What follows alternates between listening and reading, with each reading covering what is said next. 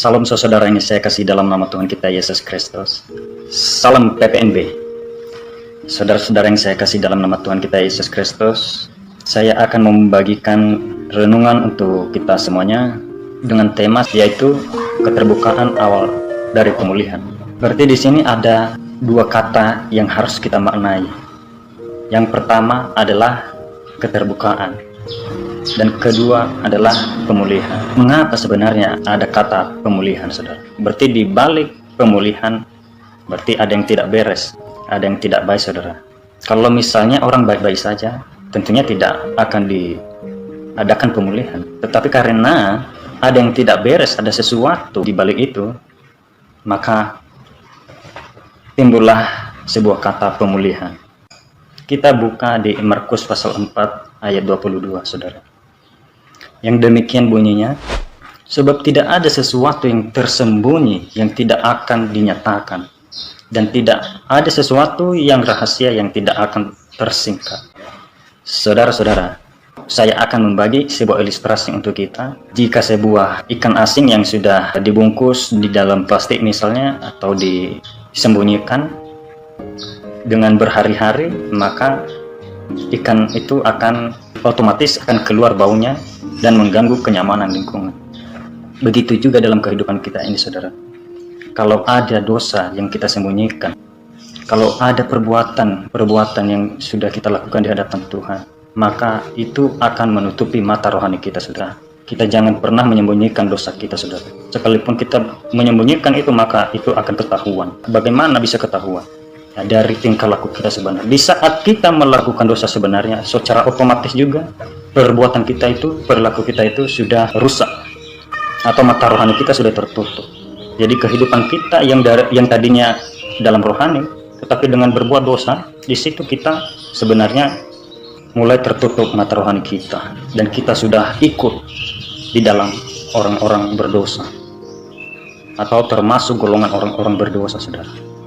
Maka ketika ikan asing yang tadi tidak dibuka atau tidak dibersihkan, maka itu akan menjadi kotoran. Tapi marilah kita bersihkan, saudara. Mari kita bawa kepada Tuhan, saudara. Masalah apa yang kita alami, masalah apa yang sedang terjadi, saudara. Lalu bagaimana caranya agar mata rohani kita dibuka, agar kita bisa pulih dari keadaan kita yang sebenarnya, saudara? Bagaimana caranya agar kita hidup di dalam kebenarannya, saudara? Yaitu satu, mengakui kesalahan kita.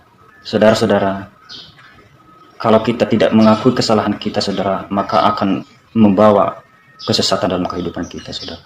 Terkadang manusia atau orang, ya, karena malunya dengan dia membuat kesalahan, sehingga dia tidak mengakui kesalahannya atau mencari pembelaan diri, maka itu nanti akan terus-menerus terjadi yang namanya kebentrokan atau kesalahan. Karena tadi akar pahit itu masih belum sembuh, saudara. Tetapi kalau kita terbuka, saudara, saya melakukan ini, sehingga ia memaafkan. Karena bagi siapa yang mengetok pintu, maka pintu akan dibukakan baginya. Tidak ada orang yang ketika tamunya datang lalu ia tidak menyambut atau tidak membuka pintu. Walaupun ada mungkin orang-orang yang tidak hidup di dalam Kristus, tetapi bagi Tuhan terbuka jalan untuk kita masuk di dalam pelantarannya. Itu satu. Kedua, meminta maaf. Kalau kita misalnya sudah berbuat salah kepada orang tua kita, membuat kesalahan untuk teman-teman kita, untuk orang-orang sekeliling kita, itu harus kita menyadari. Kita tak usah egois, kita tak usah gengsi.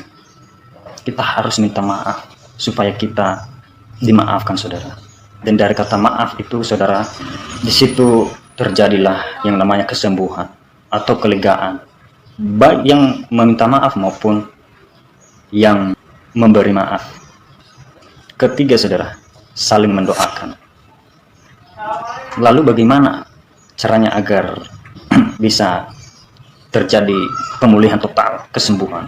Kita harus saling mendoakan agar dapat mengalami kesembuhan. Karena di dalam Yakobus pasal 5 ayat 16, ya, doa orang benar sangat besar kuasanya. Dengan kita meminta maaf kepada Tuhan, dengan kita mengakui dosa kita kepada Tuhan, sehingga di saat itu hidup kita sudah dibenarkan, saudara. Dan ketika kita mengakui kesalahan kita, ya, di situ kita bahwasanya sebenarnya sudah terbuka di hadapan Tuhan, sudah jujur. Dan di situ kita dibenarkan oleh Tuhan. Maka Ia selalu melindungi kita, selalu menyertai kita, karena Dia sudah berkenan kepada kita. Dengan saling mendoakan, saudara, sehingga terjadilah yang namanya damai sejahtera. Terjadilah yang namanya sukacita, kenyamanan, kesenangan. Ingat, keterbukaan adalah awal dari pemulihan. Tuhan Yesus memberkati. Salam.